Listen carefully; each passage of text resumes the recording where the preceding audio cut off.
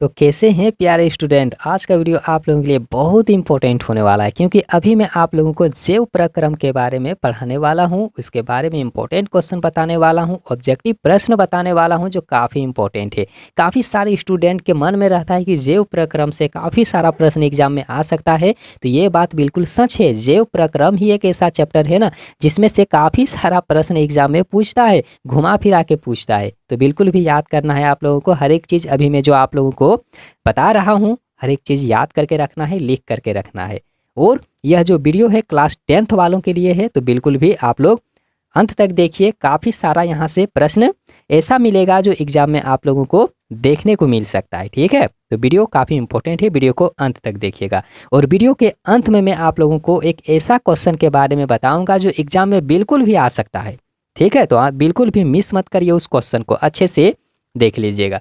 तो यहाँ पर देखिए, जो यहाँ पर पहला प्रश्न दिया हुआ है कि मनुष्य में वृक्क एक तंत्र का भाग है जो संबंधित होता है।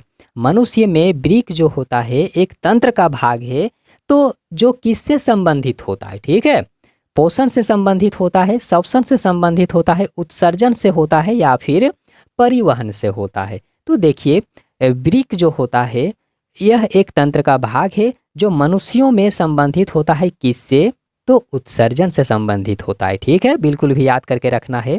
दूसरा नंबर का प्रश्न देखिए कि पादप में जाइलम उत्तरदायी होता है। तो जाइलम किसके लिए होता है? तो जल का वाहन के लिए, मतलब जल को अवशोषित करता है, खींचता है जल का वाहन करने के लिए। ठीक है, यानी कि इसका अंग्रेजी रूप देखिए, अंग्रेजी रूप इसका क्या होगा? तो यहाँ पर देख लीजिए, ए ट्रांसपोर्ट ऑफ वाटर, मतलब वाटर को एक जगह से दूसरे जगह भेजता है। ठीक है, तो ये चीज़ आप लोगों को याद रखना है। इसलिए मैं बार बार आप लोगों को बोल रहा हूँ कि अगर हिंदी नहीं समझ में आ रहा है तो उसका अंग्रेजी रूप देखिए, अंग्रेजी रूप आप लोगों को जरूर समझ में आ जाएगा। अगला जो यहाँ पर प्रश्न दिया हुआ है कि स्वपोषी पोषण के लिए आवश्यक होता है, तो कौन वाला होगा स्वपोषी के लिए? तो ऑप्शन यहाँ पर आप लोगों को देखना। ठीक है, देखिए स्वपोषी पोषण के लिए आवश्यक होता है क्या? तो कार्बन डाइऑक्साइड तथा जल, क्लोरोफिल, सूर्य का प्रकाश, और इनमें से सभी। तो यहाँ पर देखिए स्वपोषी पोषण का उदाहरण जो है ना, कार्बन डाइऑक्साइड और जल ये दोनों होता है। क्लोरोफिल भी होगा, सूर्य का प्रकाश भी होगा। मतलब इनमें से सब जो है ना स्वपोषी पोषण के लिए आवश्यक होता है। तो ये चीज़ आप लोगों को याद रखना है। आगे देखिए जो यहाँ पर 4 नंबर का प्रश्न दिया हुआ है कि पायरुवेट के विखंडन से यह कार्बन जो है, कार्बन डाइऑक्साइड जो है जल तथा ऊर्जा देता है, और यह क्रिया कहाँ पर होता है? यह क्रिया कहाँ पर होता है? तो माइटोकॉन्ड्रिया पर होता है। ठीक है, और माइटोकॉन्ड्रिया को अंग्रेजी से जो है ना, इसे हम लोग क्या कहेंगे? तो माइटोकॉन्ड्रिया को याद रखना है, माइटोकॉन्ड्रिया ही कहा जाता है। ठीक है, काफ़ी इंपॉर्टेंट है, बिल्कुल भी आप लोगों को याद रखना है। ठीक है, अगला जो यहाँ प्रश्न है कि क्षुद्रांत में प्रोटीन का पाचन किस एंजाइम के द्वारा होता है? बहुत मोस्ट इंपॉर्टेंट क्वेश्चन है। किस एंजाइम के कारण होता है? तो याद रखना है ट्रिप्सिन के कारण। किसके कारण से? तो ट्रिप्सिन। ठीक है, ट्रिप्सिन के कारण से होता है। बहुत इंपॉर्टेंट क्वेश्चन है, एग्जाम में जरूर पूछेगा। ठीक है, और देखिए एग्जाम से पहले मैं आप लोगों को ऐसा संभावित प्रश्न बताऊंगा जो एग्जाम में बिल्कुल भी आ ही सकता है। ठीक है, बिल्कुल भी पूछेगा ही पूछेगा, तो बिल्कुल याद रखना है। अगला जो यहाँ पर प्रश्न है 6 नंबर का कि श्वसन की प्रक्रिया के दौरान प्रथम चरण में ग्लूकोज जो होता है कोशिका द्रव्य में 3 कार्बन अणु से विखंडित होता है, तो उस अणु का नाम बताना है। तो उस अणु का नाम क्या होगा? तो उस अणु का नाम पायरुवेट होगा। ठीक है, जो मोस्ट इंपॉर्टेंट क्वेश्चन है उसका आंसर भी देखिए। 7 नंबर का जो प्रश्न है कि मनुष्य का हृदय जो है मनुष्य का जो हृदय है कितने कोष्ठ में बटा हुआ है? बहुत मोस्ट इंपॉर्टेंट क्वेश्चन है। तो मनुष्य का जो हृदय है वह 4 कोष्ठों में बटा हुआ है। कितना कोष्ठ में? तो 4 कोष्ठों में बटा हुआ है। ठीक है, और यही प्रश्न कभी कभी अलग तरह से पूछता है, और अलग जो इसका यहाँ पर लिखा हुआ है बिल्कुल अलग तरीके से लिख करके और पूछेगा। ठीक है, तो यहाँ पर देख लीजिए जो अगला है कि पादप में फ्लोएम उत्तरदायी होता है। तो फ्लोएम किसके लिए उत्तरदायी होता है? तो भोजन का वहन करने के लिए। ठीक है, किसके लिए? तो भोजन का वहन करने के लिए। यहाँ पर यह आंसर आप लोगों को याद रखना है। ठीक है, आगे यहाँ पर देख लीजिए, मतलब देखिए उसका अंग्रेजी रूप भी यहाँ पर देखिए, ट्रांसपोर्ट ऑफ फूड, मतलब भोजन का एक जगह से दूसरा जगह जो है ना उसको ट्रांसपोर्ट करने के लिए, ठीक है। अब यहाँ पर 9 नंबर का प्रश्न देखिए, जो 9 नंबर का प्रश्न लिखा हुआ है और काफ़ी इम्पोर्टेंट क्वेश्चन मैं आप लोगों को बता रहा हूँ, हर एक चीज़ आप लोगों को याद रखना है, ठीक है। और जितने सारे प्रश्न हैं सब आप लोगों का क्वेश्चन बैंक जो किताब है क्वेश्चन बैंक का ही है, बिल्कुल आप लोग याद करके रखिएगा।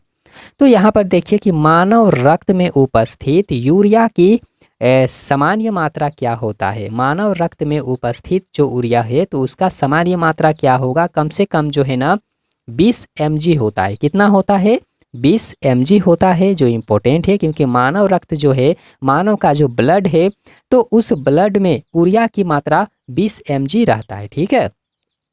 आगे देखिए जो अगला यहाँ पर है 10 नंबर का कि मैग्नीशियम, ठीक है, मैग्नीशियम पाया जाता है किसमें, क्लोरोफिल में पाया जाता है। और ये बिल्कुल याद रखना है आप लोगों को, क्योंकि हम लोग ये जानते हैं कि पेड़ पौधा के जो पत्ते होते हैं उसमें जो हरे रंग का जो आवर्त है, वर्णक है, उसे क्लोरोफिल के नाम से जाना जाता है। लेकिन इसमें और एक चीज़ आप लोगों को अब ऐड कर लेना है कि क्लोरोफिल जो है ना वह क्लोरोफिल में क्या होता है, तो मैग्नीशियम भी पाया जाता है। ये चीज़ आप लोगों को अब याद करके रखना है, क्योंकि जैसे जैसे आप लोग अलग अलग क्लास में अब बढ़ते जाएंगे, पढ़ते जाएंगे, तो उसमें एक नया नया चीज़ आप लोगों को ज़रूर कुछ ना कुछ मिलेगा ही, ठीक है। तो अगला यहाँ पर प्रश्न देखिए कि प्रकाश संश्लेषण के द्वारा किसकी प्राप्ति होती है, तो ग्लूकोज की प्राप्ति होती है प्रकाश संश्लेषण के द्वारा, ठीक है। आगे देखिए जो यहाँ पर अगला प्रश्न है कि मत्स्य का मुख्य श्वसन अंग क्या होता है, यानी कि मछली जो है, मछली किससे सांस लेता है, तो गिल्स यहाँ पर जो दिया हुआ है गिल्स से सांस लेता है, ठीक है। यहाँ पर देखिए ऑप्शन देख करके आप लोग घबरा नहीं जाइएगा, क्योंकि इसका ऑप्शन देखिए त्वचा है, फेफड़ा है, गिल्स है और यहाँ नाक है। तो ऑप्शन देख करके आप लोगों को घबराना नहीं है, क्योंकि काफ़ी सारे स्टूडेंट क्या करेंगे कि मत्स्य का मुख्य श्वसन अंग में फेफड़ा में टिक लगा देंगे कि फेफड़ा होगा, फेफड़ा से सांस लेता है, लेकिन ऐसा नहीं होता है, ठीक है। मछली जो सांस लेते हैं बिल्कुल गिल्स इसका राइट आंसर होगा। गिल्स मतलब गलफड़ा होता है, ठीक है, याद रखना है आप लोगों को, गिल्स मतलब गलफड़ा। आगे देखिए रेजिन एवं गोंद कहाँ संचित रहता है, बहुत इंपॉर्टेंट क्वेश्चन है। देखिए रेजिन एवं गोंद जो है कहाँ पर संचित रहता है, कहाँ पर जमा रहता है, कहाँ पर स्टोर होता है, तो पुराने जाइलम में। कहाँ पर, पुराने जाइलम में। आगे देखिए अगला जो प्रश्न है यहाँ पर, निम्नलिखित में कौन उत्सर्जी अंग है, बहुत इंपॉर्टेंट क्वेश्चन है, कौन सा उत्सर्जी अंग है, तो ब्रिक जो यहाँ पर दिया हुआ है ना, ब्रिक जो है उत्सर्जी अंग है, ये चीज़ आप लोगों को याद रखना है, ठीक है। और देख लेते हैं अगला प्रश्न है, तो देखिए 14 नंबर का ही आप लोगों का इसमें प्रश्न था। और इसके बाद में आप लोगों को जो सब्जेक्टिव प्रश्न है, सब्जेक्टिव प्रश्न वाला भी वीडियो आप लोगों को बहुत जल्द मिलेगा। सबसे पहले ऑब्जेक्टिव कंप्लीट करा देता हूं, ठीक है, और ऑब्जेक्टिव आप लोग कंप्लीट करिए, उसके बाद में मैं आप लोगों को सब्जेक्टिव का जो वीडियो है बहुत जल्द आप लोगों को प्रोवाइड करा दूंगा, ठीक है। एकदम रेगुलर, साइंस और मैथ का तो बिल्कुल रेगुलर चलेगा, ठीक है। मैथ का अभी मेरे पास अभी बोर्ड नहीं है, सच्चाई तो ये है कि मेरे पास अभी वाइट बोर्ड नहीं है, तो इसीलिए मैं अभी मैथ आप लोगों को नहीं बता पा रहा हूँ, ठीक है। लेकिन हाँ, बहुत जल्द मैं वाइट बोर्ड भी खरीद लूँगा और आप लोगों को मैथ ज़बरदस्त तरीके से बताऊँगा, बिल्कुल सरल भाषा में, एक एक चीज़। तो वीडियो देखने के लिए बहुत बहुत धन्यवाद।